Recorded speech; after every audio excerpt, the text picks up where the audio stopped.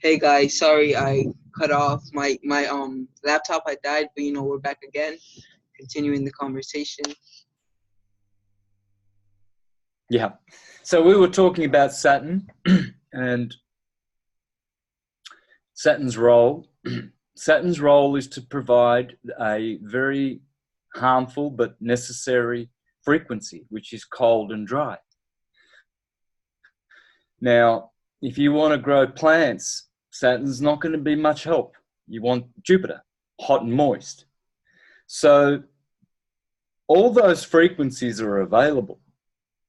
It's like, I don't know whether I mentioned it before we were cut off, that it's like FM radio frequencies. They're all set frequencies and they're all owned by different entities, and they've paid for that frequency to belong to them so they can broadcast on that particular frequency. So Saturn has a set frequency, and the Illuminati and the bad people, they know this, and they know how to use frequencies. They don't just use Saturn's frequencies, they also use Jupiter's. Because Jupiter, although the greater benefic, hot and moist can still be very, very harmful. Sometimes you don't want moisture.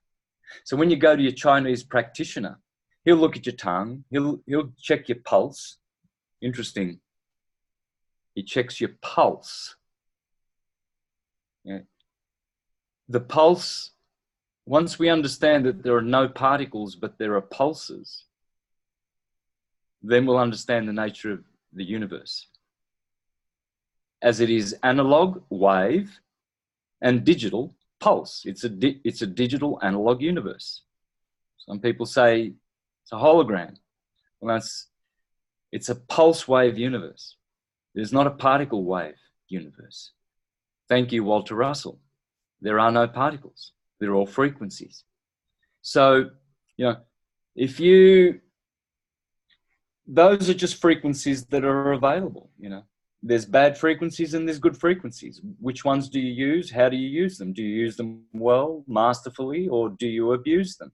If you get a knife and you start punching holes into people's freaking bodies with it, you're going to kill them.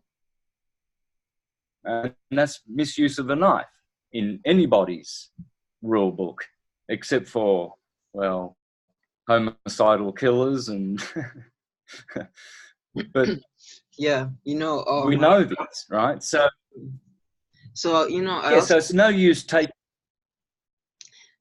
I also did want to mention, it ultimately is about the intention behind it. And because you're right, all of these frequencies aren't particularly subjective to good or evil. It's ultimately about how you choose to utilize them.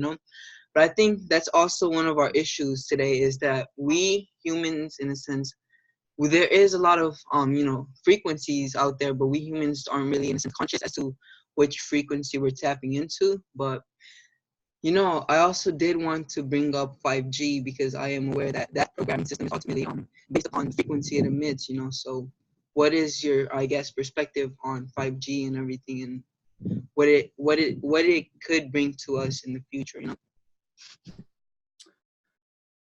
Well,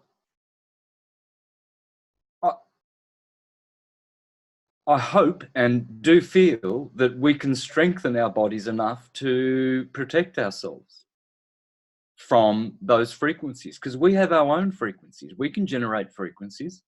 Think about it. When you wake up angry in the morning, everything's horrible, and you're growling at everybody, you're cursing yourself, you're cursing the gods. Well, what are you doing? You're putting out a frequency. It's pretty powerful. We are pretty powerful. We can hurt people with those frequencies, anger frequencies. But then when you wake up in the morning and everything's beautiful, and you're singing and you're happy and there's a smile on your face, that's a frequency. It's an emotional energy, because emotions are electrical. People that they radiate the pulse wave, radiation. With John the other day, he was putting out a really good vibe. Well, the vibrations come from here, thinking, it's a vibration, and your organs, like your liver and your kidneys, emotions, emotion waves. So if your emotions are good, well, you're going to put out a good vibe. If your thinking is clean and healthy and vibrant, well, then you're going to have good thinking and you're going to put out a good vibe with your thoughts. But the heart, it doesn't vibrate. The heart is radiating. So if you want to be radiant, and then you can be vibrant, you can be radiant and vibrant. So they're two different ways. And it's knowing the difference between them that really is where the magic begins. Radiation's a pulse, it's digital. And that's the particle that they're looking for. They're looking for that particle. Even J.J. Thomson. J.J. Thomson discovered the electron. But he said that the electron is not a thing. It's not a thing of material that is actually a separate little entity, because it's just frequencies. So radiation is a radial horizontal wave, whereas vibration is vertical, it's transverse. And it's the Hertz wave because it hurts. Yeah, it's got red shift, blue shift, red shift, blue shift. That's what vibrations are. They're red shift, blue shift. It's light. But white light is still and radially radiates throughout the universe, and that's from your heart. So to be radiant is to be more special than to be vibrant. The vibration is a fleeting wave. It's the illusion wave, you see. Some people put out good vibes, but they have no radiance. You know, you'll see them at parties. Oh, cheerful, life of the party type people. But their hearts don't always match with their vibe. They're not radiant. And radiation is like 10 billion times more powerful than vibration. It's magnetic, you see. And it's because they've got holes in their aura.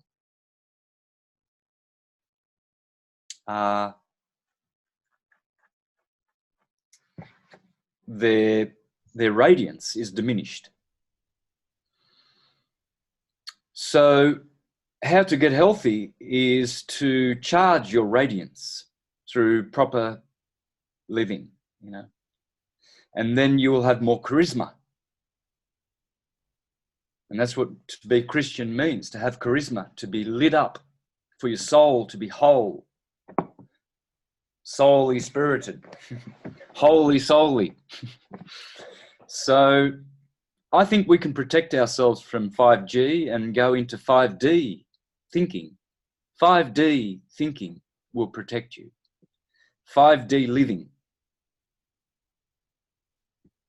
Because that's why they brought out 5G, 5 generation having to do with the material world, whereas 5D dimension has to do with spiritual dimensions. So I think we can beat this from the spiritual planes, brother, with our own power. And if not, well, so let it be. Fear not he who can kill the soul, who can kill the body, but who cannot touch the soul. Don't fear these. We should be living in fear, you know. When I go out, I've got my protection. That's my protection. I've got my Tulsi beads, which never come off. I've got my Tulsi beads. I've got my magnetic. This was made for me, this magnetic ring here. Yeah. Put that on your right hand with your Tulsi beads. Stuff like that. I've got my special little elixir here, which energizes me. I've got my stones that I work with. So all these things help. And I don't just rely on these. I always do things that will help, but I rely on my own strength. So when I go out to town with people, some of these people are sensitive and they immediately feel the waves, and they say, did you feel that? We just went past that. Did you feel that? Now, I don't get that. You know, I go to the shopping centres. Some people will go with me and come back depleted. Doesn't worry me.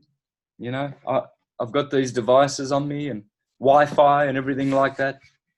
I don't feel it. You know, I've got my own radiance. I've got my own power. And because I get my power from my perineum and diaphragm and the top of my palate, my tongue. So when I'm not talking, my tongue's way up. And my perineum is always slightly, just subtly squeezing, and my diaphragm's tucked in just slightly. And by doing this, I get centeredness. And when the frequencies come, that's what I do. I immediately rely on this power that I have within. And I'm protected. As much as possible. Yeah, so most definitely, I definitely do agree with you on what you mentioned earlier about how you're not really particularly focusing upon the power of the crystal, or like the power of the stuff external of you, but you depend more upon your strength and your radiance, I guess we can say. And I think that's what we humans really need to understand, the fact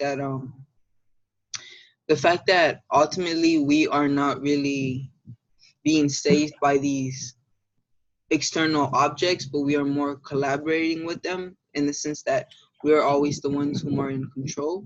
But I also did want to talk on like 5G, because we are approaching the age of Aquarius, right? And the age of Aquarius being ruled by Uranus, and being co-ruled by Uranus, rather I should say. Aquarius, that energy is about technology, and it is about innovations and bringing in the new. So I do think that 5G is like a function or an operation that's not only coming or rooting from us human beings, but I think this is like a universal thing that is meant to happen. So I definitely do agree with you when you say not to fearmonger, because that's ultimately what they kind of want us to do. But I think there will be good in 5G just as there will be bad. And this is ultimately the yin and yang symbol, symbolizing that there's always, where there's good, in a sense, you can find bad, and where there's bad, in a sense, you can find good. But and the Egyptians understood this. They understood that chaos brought peace, and I guess this is, in a sense, where a lot of us are not enlightened in the fact that we do need the light bodies, but the shadow body is also important. But yeah, exactly. So all bodies, when you start your journey with your body and your diet, then you start with the correct foundation. You don't start by doing yoga and meditation and all of these fancy entheogenic experiences to enlighten you, etc. If you're introducing external light into your body, but your body is dark, then you can have consequences. You can have results and effects that you really didn't wish for. So the temple must be clean. So each and every one of us, including myself, we need to watch what we're eating, I'm traveling a lot, so I'm having to resort to, certain things like packaged food a lot. I go to the farmers markets wherever I go and get as much good vegetables and fruits. So I'm looking after myself, but I have to cut corners, sometimes. I just had a little bit of cereal with hemp milk. So if I'm going to have something, it'll be organic. I will never put into my temple something that's not organic, unless I've got to go to a restaurant where you can't, sometimes you go out to a vegan cafe and you can't know whether that's all organic produce and everything. So you have to take that. But your body's strengthened by the fact that your practices at home are perfect. So at home, only good things come into my home, into my, my life that I bring. So if you start with that, and each and every one of us, as I said, we could all improve. There's always room for improvement. And all you have to do is remember that certain foods have a frequency that is low and will keep you low. Not low as in grounded, low as in vibrant, as in purity. They will diminish your purity. They will descend you. And so, so each and every one of us knows how they can improve their life. Yeah, I definitely get what you mean. I was gonna say, like, in the sense of what alcohol does to us, it also brings us down to lower vibrations, in the sense where we are more susceptible to receiving low vibrational beings and demonic entities and sense like that, And I also do want to bring up this. So back in the days, I was studying this book. I was reading this book, and it was about the chakras. And the author, she was talking about how, in a sense, every chakra correlates with the food.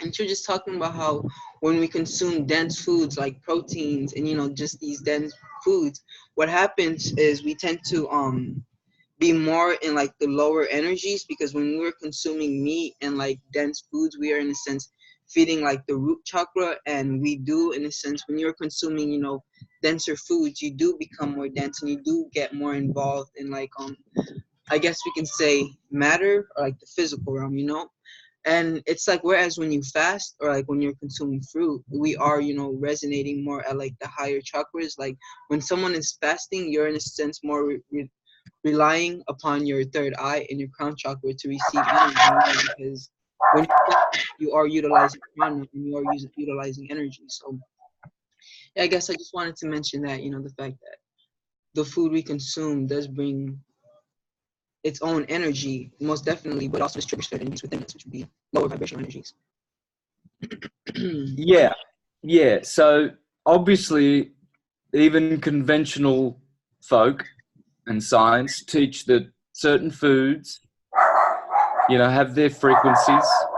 You'll hear people say many times, sorry about the dog there in the background, that walnuts are good for your brain, for instance, because they look like the brain, right? Orange fruits are good for the heart because it's, etc. So it's already known, So when you go deeper, though, on another level, you'll see that every plant has a certain consciousness. So when you're eating animal products, you're actually ingesting that level of consciousness as well. So not that the plants have a higher level of consciousness, but they have a consciousness which we can work with. It's organic, and it hasn't got blood, and it hasn't got autonomy and a fully developed nervous system and a face and character. It's more like a pure spirit that's in the plants that is our food, you see. But when we go to the next level of animal eating, now it's more complicated and the effects are more complicated. In fact, it's animal flesh eating that causes all of the diseases, all of them, because it's wrong eating. It's not a human. It's not for humans to eat flesh, you see. And there's many ways to show that and prove that, not just our GI tract, which is not designed for it, but many other things. And besides, the scriptures tell us that this brings blood guilt to the individual. And in fact, Dr. Sebi called it a blood starch diet that the West is on. We're on this, we're addicted to blood, because you can't take those particles of blood out of the flesh. To take each and every one there, you'd be there for 1 million years removing the blood from fish and chicken and everything. And that blood is, it's hormonal. It's got ancestral disease in it that you're ingesting, because you don't even know whether that animal had a disease. It's at the butchers. You You don't know it's medical. You got no idea. It could be pork that, you know, is infested with all kinds of parasites. And you Right. just see it nicely packaged. You don't know where it comes from.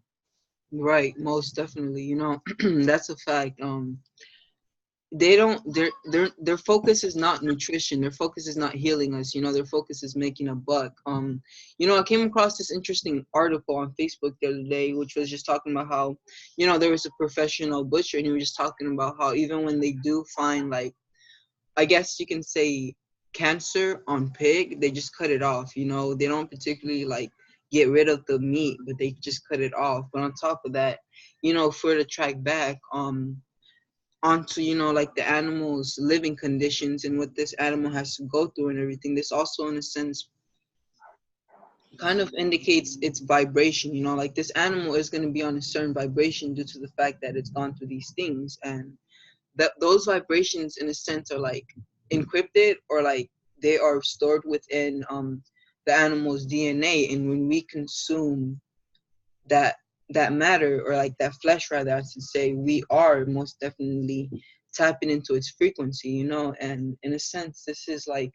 why we do live to a degree in like a world where it is fear based, I mean, because we literally are what we eat. And you know, a lot of us in a sense are out of balance and out of tune just due to the fact that we are consuming all of this meat, or like just everything else in general. You know, we are consuming all of this stuff that is going to take us into, in a sense, a dimension, or like a vibration where we are very low and very fear based, because those animals, you know, that's like their whole life is based upon fear, you know. And when we consume that, we too you know, get to that vibration or whatever. But also, you know, I do want to mention, like, nothing is stopping them from adding extra things. Well, they do, you know, they do add like extra things to just the food in general, you know, like the food, everything in general. But yeah, like there's nothing really stopping them from adding other altering things that might alter our genes or whatever, you know, because they definitely do have the technology to do these things. Like, and it is, we are Yeah. in a silent weapon with silent we are in a silent war with silent weapons. You know, this is like bio warfare at like crazy level.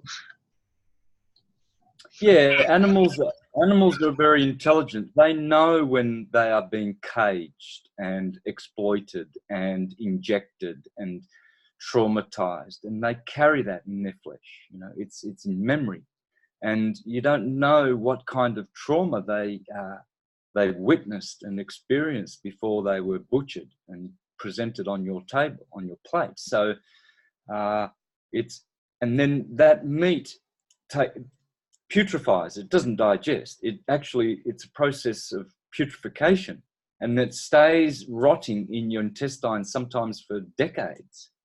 And so that animal, particles of all of those animals are still lingering in your intestine with the memory of their trauma and all of their parasites and hormones and torture and all of that horrible being caged and being pushed around, injected and vaccinated, and all kinds of manipulation to animals. And then you ingest that.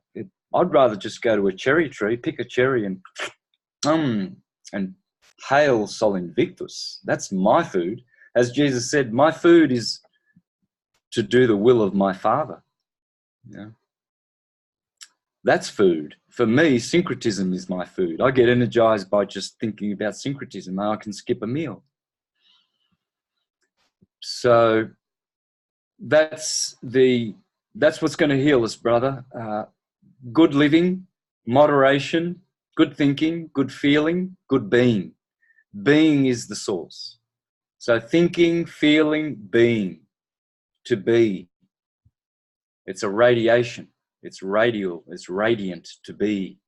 Someone who is radiant is in the being mode. Someone who is vibrant is in the doing mode. They're totally different, you know.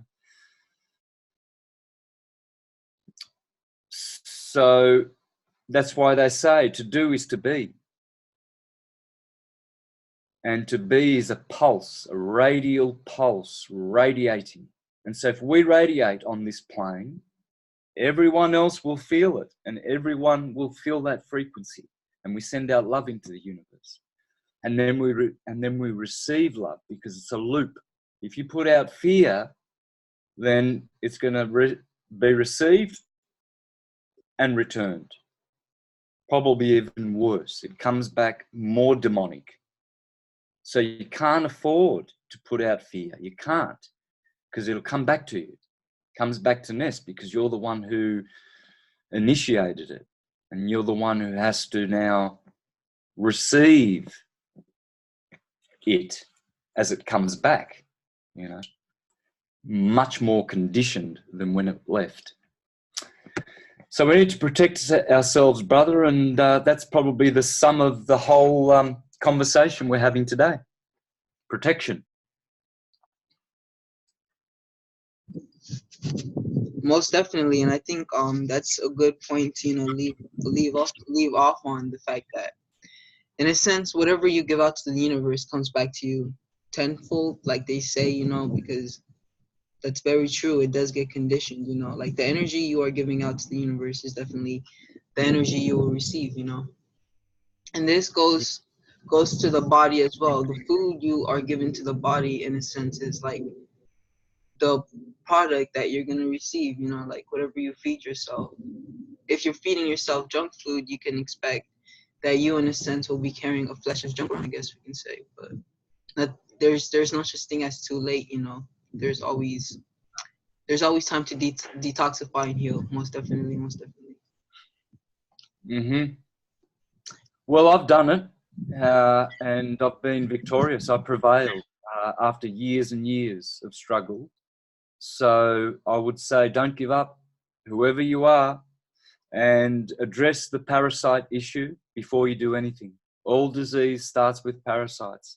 I talk to people about this every day, and you'd be surprised how many people don't deworm. We used to do it weekly. We used to give it to our children, deworming, all the time, every month. I remember when I was a little boy, my mother used to give us castor oil and other things, you know, and it was awful, but she used to deworm us. And it was common practice up until the Rockefellers started the allopathic industry and got everybody hooked on chemicals and, you know, addressing side effects and treatments rather than cures for money, you know. So we have the power to do it. I would say, please, whoever you are, whether you've got lupus, Lyme's, itching, Morgellons, fibromyalgia, whatever they want to call it, it's all parasites. It all goes back to parasites and the mucus that they create in your body. Right. Yeah. Always, when to be effective, you have to you know, target the root, and the root is always a parasite that is, in a sense, infested your holy temple, I guess we can say, or whichever. But yes, people also need to, you know, understand that even baby steps are still steps forward. Like, even when you see yourself progressing, we can say at a micro level, you know, that's still progressing, like that's still moving forward. Guess I did want to mention that because you can't afford to be nonchalant or dismissive of this. It's everybody's problem. Everyone has this. You'd be surprised as well when I talk to people. I can see on their face, I can see the parasites in their body, and I tell them, and yet you'd be surprised they go, no, I'm all good. I've taken wormwood. I've done this. I've done that. That's the parasites talking.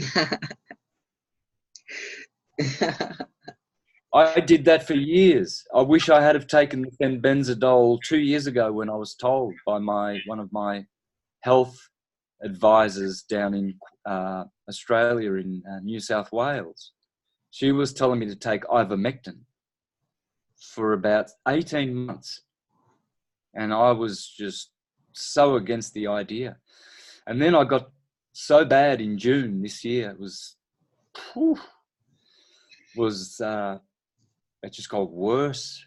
It was hell. It was hectic. My life was just hectic. It was upside down. These parasites caused all kinds of havoc in my life. And then on June the 23rd, just 2 days after the solstice, I took fenbenzidole, went straight to sleep, didn't itch, went straight to bed, slept like a baby. And I've been like that now for over 3 months. It's been great. So I know the path. I know what it means to be sick. I know what it means to be unhealthy. And I know what to look for now. And I know how to heal myself, and I know how to heal others.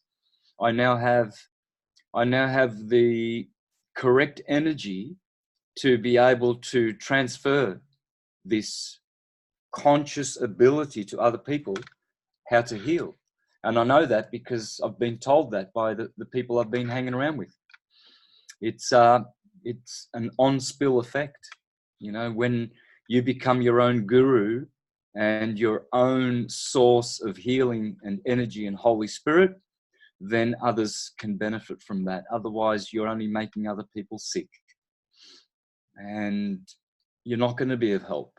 People who are still not conquering their health problems really cannot help other people. You help yourself first, then you can help other people. It's like with the life jackets, you know, you don't put the oxygen mask on everybody else first, you know, because you're going to run out of air yourself. You're in the power to help others, so you look after yourself first. You're right. Now you're organized. Now you can administer the same kind of help to other people. So just in conclusion, just follow my path, have a look at it, and see if you can be inspired, because there's nothing more beautiful than beautiful, balanced health. There's nothing more enjoyable and blissful. So thanks for having me, Soli. Yeah, most definitely. It was very nice having you, Santos Bonacci. You know, I feel like I really do just want to add one more thing also. Like, you know, it is said that the greatest healers are going to go through something where they're going to have to learn to heal themselves, you know, because it is very true. Like, you can't heal another unless you've learned to heal yourself. And it is said that, you know, the greatest healers go through crazy things in order for them to heal themselves. So, you know, they get that knowing and knowledge of being able to heal another person, you know. So I guess you going through that, you know, just shows that you are someone who can give great healing because you were able to go through it, you know. Most definitely. But for sure. Yeah, it was very nice having you. You know, I want to thank you for your time, for you to take out your time to be here, you know, and everything, and for you to share what you have shared, because it was very insightful. And I do hope that this information, our talk today, does help people, you know.